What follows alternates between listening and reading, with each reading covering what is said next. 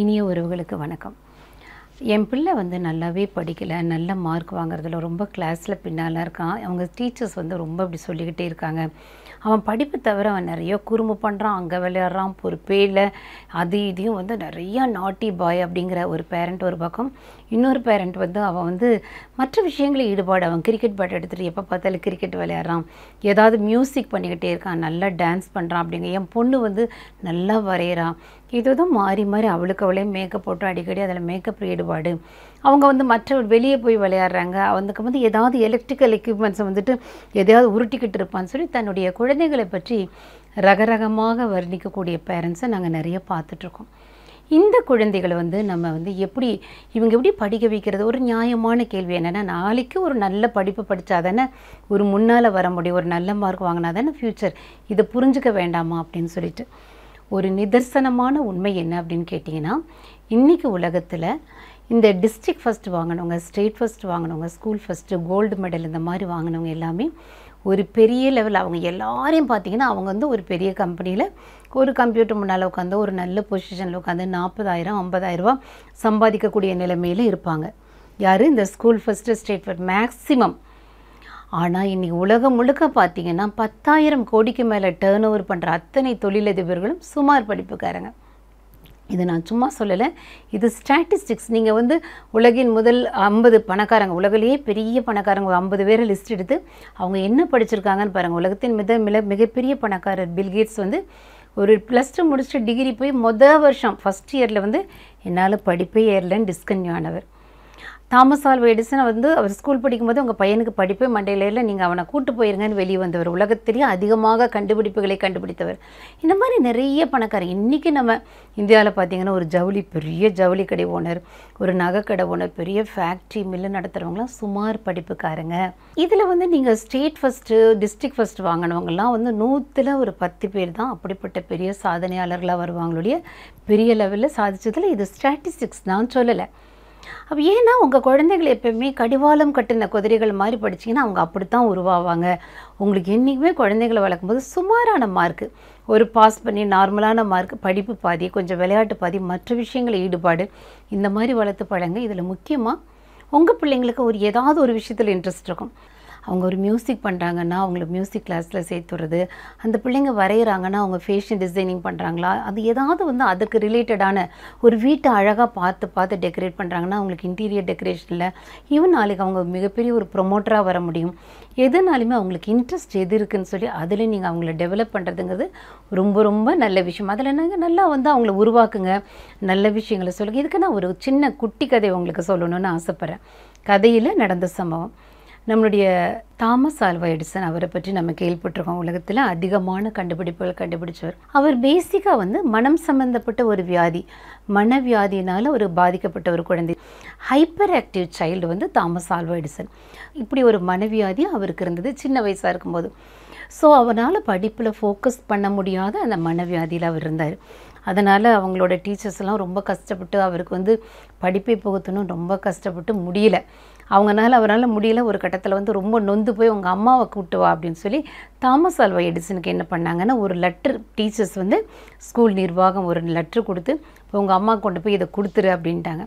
அவர் வந்து அந்த கவரில் வந்து பிரிக்காமல், அது சீல் பண்ணப்பட்ட லெட்ரு, அதை அப்படியே பிரிக்காமல் அந்த கவரை கொண்டு வந்து அவங்க அம்மாட்ட, அம்மா இந்தாங்க எங்கள் டீச்சர் வந்து உங்களுக்கு இதை வந்து படிக்க சொன்னாங்க அப்படின்னு சொல்லிட்டு. உடனே எங்கள் அம்மா படிக்கிறாங்க. உடனே அம்மா என்னம்மா அந்த லெட்டரில் வந்து எழுதியிருக்காங்க டீச்சர் அப்படின்னு சொல்லி எடிசன் கேட்குறாரு. அவங்க அம்மா படிக்கிறாங்க. என்னென்னு, அவனுடைய மூளைக்கும் அவனுடைய அறிவுக்கும் இங்கே வந்து அந்தளவுக்கு எங்கள் ஸ்கூலில் வந்து வசதி இல்லை, அவன் வந்து அவ்வளோ அறிவான ஒரு குழந்தை, அதனால் உங்கள் குழந்தை மாதிரி ஒரு பெரிய அறிவுஜீவியை வந்து நீங்கள் வீட்டிலையே வச்சு பாடம் சொல்லி கொடுங்க, இல்லை வேறு இன்னும் பெட்டரான ஸ்கூலில் உங்கள் பிள்ளையை சேர்த்துக்கோங்க அப்படின்னு உன்னை பற்றி எழுதியிருக்காங்க அப்படின்னு சொல்லிட்டு அவங்க அம்மா சொல்கிறாங்க. படிக்கும்போது அவங்க அம்மாவுக்கு கண்ணில் தண்ணி வருது. தாமஸ் ஆல்வா எடிசனுக்கு அதை கேட்டுட்டு பயங்கர சந்தோஷம். உங்கள் பையன் பயங்கர பிரில்லியன்ட், அந்த அளவுக்கு அறிவுக்கு வந்து சொல்லிக் கொடுக்குற அளவுக்கு இங்கே டீச்சர்ஸும் ஸ்கூலில் வசதி இல்லைன்னு நம்மளை பற்றி பெருமையாக நினைச்சிருக்காங்கன்னு. அவர் தான் ஒரு ஹைப்பர் ஆக்டிவ் சைல்டு. அவர் வந்து ரொம்ப துரு போய் விளையாட்டு போயினா அவர், ஏன்னா அந்த காலத்தில் ஏதாவது ஒன்று போட்டு அவர் வந்து ஒரு எலக்ட்ரானிக் எக்யூப்மெண்ட்ஸை பார்க்குறது, அதை பண்ணுறது, இதை பண்ணுறது, எதையாவது உருட்டிக்கிட்டு எதையாவது பண்ணிக்கிட்டே இருக்கக்கூடிய ஒரு துரு குழந்தை அவர். ஆனால் அவங்க அம்மா அதை ஆரம்பத்திலேருந்தே கவனிச்சிருக்காங்க. இப்படி ஒரு சம்பவம் நடந்திருக்கு. இவங்க தாமஸ் ஆல்வா எடிசனும் வந்து ஏதோ கண்டுபிடிப்புகள் அதிகமாக சின்ன வயதிலே கண்டுபிடித்து 10 வயதில் வந்து அவர் மிகப்பெரிய சாதனை செய்த ஒருத்தர் தாமஸ் ஆல்வா எடிசன். இப்படி இருக்கும்போது அவர் வந்து அடுத்தடுத்து ஒவ்வொரு கண்டுபிடிப்புகளாக கண்டுபிடிக்கிறார். நிறைய விஷயத்தில் தோற்று போகிறாரு. திரும்ப ஏன்னா ஒரு பல்பை கண்டுபிடிக்கிறதுக்கு அதுக்கு முன்னால் அவர் வந்து 1000 முறை முயன்று தோற்று போய் கடைசியில் தான் வந்து மின் பல்பை வந்து அவர் கண்டுபிடிச்சார் அப்படின்னு சொல்லி நம்ம படிக்கிறோம். ஸோ அந்தளவுக்கு அவர் முயற்சி செஞ்சு நிறைய கண்டுபிடிப்புகளை கண்டுபிடிச்சி அவர் பெரிய ஒரு மில்லியனராக, ஒரு பெரிய கோடிக்கணக்காக சொத்துக்களை சேர்ந்து நிறைய பேட்டன் ரைட் நிறைய பொருட்களுக்கு வாங்கி வைத்த மிகப்பெரிய கோடீஸ்வரர் ஆனார். ஆனால் ஒரு பெரிய துரதிர்ஷ்டம் வந்து அவருடைய 25வது வயதில் அவங்க அம்மா செத்துட்டார். அவங்க அப்பா வேலை இல்லைன்னு வந்துட்டார். ஆனால் தனிமையிலிருந்து நிறைய முயற்சிகள் செஞ்சார். இதில் ஒரு கவனிக்க வேண்டிய விஷயம் என்னென்னா, அவங்க அம்மா வந்து இதை பண்ணினாங்க. ஆனால் அவங்களுக்குள்ள நிறைய ஏழ்மை இருந்தது. தாமஸ் ஆல்வா எடிசனை நிறைய கஷ்டப்பட விட்டாங்க அவங்க அம்மா. இன்றைக்கி இருக்கிற அம்மாக்கள் சொல்கிற ஒரு மிகப்பெரிய தவறான விஷயம் என்னென்னா, நான் பட்ட கஷ்டம் எதுவுமே என் புள்ள பட்டுறக்கூடாது அப்படின்னு சொல்லி பொத்தி வளர்க்குற கேரக்டர். அது வந்து உங்கள் குழந்தைய மிகப்பெரிய ஒரு தோல்வியாளனாக உருவாக்கிரும். ஸோ எல்லா கஷ்டம், நஷ்டம், அவமானம், தோல்விகள் இல்லை அப்படிங்கிற ஒரு விஷயம், இது நமக்கு கிடைக்காது, இது நம்ம இல்லாமல் தான் பழகிக்கணுங்கிற வார்த்தைகள்லாம் இன்றைக்கி இருக்கிற குழந்தைகளுக்கு நம்ம சொல்கிறதே இல்லை. அவங்க அம்மா அவனை எல்லா கஷ்டத்தையும் பட வச்சு அவனை உழைக்கிறதெல்லாம் விட்டாங்க, அனுபவிச்சாங்க. எல்லாம் கேட்டதெல்லாம் வாங்கி கொடுக்கல. இது நமக்கு இல்லை, இதை வச்சே நீ ட்ரை பண்ணு, இது நம்மக்கிட்ட இந்த வசதியில் இப்படியே ட்ரை பண்ணுன்னு சொல்லி எல்லாமே பண்ணாங்க. ஒரு மிகப்பெரிய சாதனையாளராக வளர்ந்தாங்க. இது ஒரு சம்பவம். ஒரு காலகட்டத்துக்கு பின்னால் ஒரு நாள் தாமஸ் ஆல்வா எடிசன் அவங்க அம்மாவுடைய நினைவுகளில் இருக்கும்போது வீட்டுக்கு வந்து அம்மாவோட பெட்டியை திறந்து பார்க்குறாங்க. அம்மாவுடைய நினைவுகளில் என்னென்ன இருக்குது, அவங்களுடைய உடைகள் எல்லாமே எடுத்து பார்த்துட்டு அம்மா நினைவில் ஒவ்வொன்றா பார்க்கும்போது உள்ளுக்குள்ளே ஒரு லெட்டர். குட்டி பையனாக எடிசன் இருக்கும்போது ஸ்கூலில் வந்து கொடுத்து அனுப்பின லெட்டர். அந்த லெட்டரை உடனே வாங்கி திரும்ப படிக்கிறார். நம்மளை பற்றி எவ்வளோ பாராட்டி எழுதுனாங்க அந்த காலத்தில் ஸ்கூலில் நினச்சி அந்த லெட்டரை படிக்கிறார். படிக்கும்போது அவருக்கு உள்ளமெல்லாம் உடஞ்சி போகிற அளவுக்கு ஒரு விஷயம் என்ன நடக்குதுன்னா, அந்த லெட்டரில் அப்படிலாம் எழுதலை. என்னென்னு எழுதியிருக்குன்னா, உங்கள் பையன் ஒரு ஒன்றுமே அவனுக்கு அறிவு கிடையாது, அவனை எத்தையும் படிக்க வைக்க முடியாது, நாங்கள் எவ்வளவோ ட்ரை பண்ணி வந்து முடியல, ஒரு சின்ன விஷயத்தை புரிஞ்சுக்கிற அறிவு கூட உங்கள் பிள்ளைக்கு கிடையாது, தயவுசெய்து டிசி வாங்கி உங்கள் பையனை கூப்பிட்டு போங்க அப்படின்னு தான் அந்த லெட்டர் எழுதியிருந்தது. அதை அந்த குழந்தைக்கு சின்ன வயசில் அப்படி படித்து காமிச்சா நம்ம ஒரு பெரிய முட்டாள்னு மனசில் பதிஞ்சிரும்னு அவங்க அம்மா அதை அப்படி மாற்றி, பையனுக்கு தெரியாமல் நீ பெரிய பிரில்லியண்ட்டுன்னு ஒன்று எழுதியிருக்காங்க, வீட்டோடு வச்சு சொல்லிக் கொடுக்க சொன்னாங்கன்னு ஒரு பொய் சொல்லி அந்த பையனுக்கு மாற்றி அப்படி பண்ணி ஒரு மிகப்பெரிய ஒரு அறிவியல் மேதையை, ஒரு பெரிய சாதனையாளனை உருவாக்கின அந்த பெருமைங்கிறது அந்த தாய்க்கு தான் வரும். இன்றைக்கி தாமஸ் ஆல்வா எடிசனை பற்றி நம்ம எத்தனையோ சாதனைகள் பண்ணியிருக்காங்க. ஆனால் தாமஸ் ஆல்வா எடிசன் நம்ம தேடினாலே அந்த தாய் செஞ்ச தியாகம், அவங்க செஞ்ச விஷயம்தான் நமக்கு இன்றைக்குமே எல்லா வலைத்தளங்களிலும் புத்தகங்களும் பதியப்பட்டிருக்கும். இது அப்படிப்பட்ட விஷயம். இதிலேருந்து நான் உங்களுக்கு என்ன சொல்ல விரும்புகிறேன்னா, நம்ம குழந்தைகளை பொறுத்தவரையில் ஈஸியாக அவங்கள மட்டம் தட்டுறது, இது உனக்கு வராது, நீ இது நல்லாவே பண்ணுறதில்ல, ஐயோ இது அப்படி அசிங்கமாக இருக்குது, என்ன நீ இந்த மாதிரி இருக்கிற அப்படிலாம் சொல்லாமல் அவங்கக்கிட்ட எதை சொன்னாலும், பாப்பா உனக்கு இது நல்லா வருது, இதை கொஞ்சம் சரி பண்ணிக்கோ, தம்பி நீ இதை நல்லா செய்கிற, இன்னும் கொஞ்சம் இதை பெட்டர் பண்ணிக்க, இப்படி தான் அவங்களை விமர்சிக்கணும் இல்லையா. டோட்டலாக அவங்கள வந்து ஒன்றுக்கும் உதவாதவங்க, நம்மளால் முடியாது இயலாதுன்னு சொல்லி வளர்க்காதீங்க. பிள்ளை வளர்ப்பில் 2 விஷயம். படிப்பில் 100% டிஸ்ட்ரிக்ட் ஃபஸ்ட்டு வாங்கணுங்கிற அவசியம் இல்லை. ஒரு நார்மலான மார்க் வாங்கிட்டு மற்ற விஷயங்களும் பிள்ளைங்க கான்சன்ட்ரேட் பண்ண விடுங்க.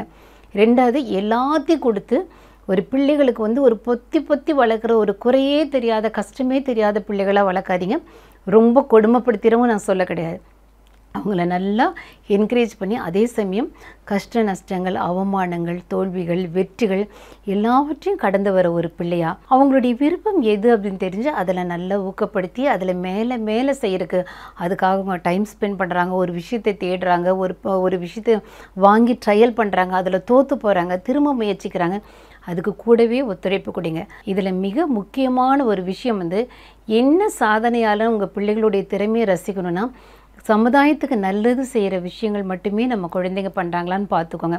ஏன்னா குழந்தை நல்ல திறமையாக போய் பேசுவான், இப்படி தெரிஞ்சது எடுக்கிறதே தெரியாமல் எடுத்துகிட்டு ஒரு பொருளை திருடிட்டு வந்துடுவான், இந்த மாதிரி நம்ம வந்து அவன் பயங்கரமாக நடிப்பான், அவனுக்கு என்ன நடக்குது அவ்வளோ சாமர்த்தியமாக நடிப்பான்னு அவங்களை செய்கிற தவறுகளை ரசிச்சிடாதீங்க.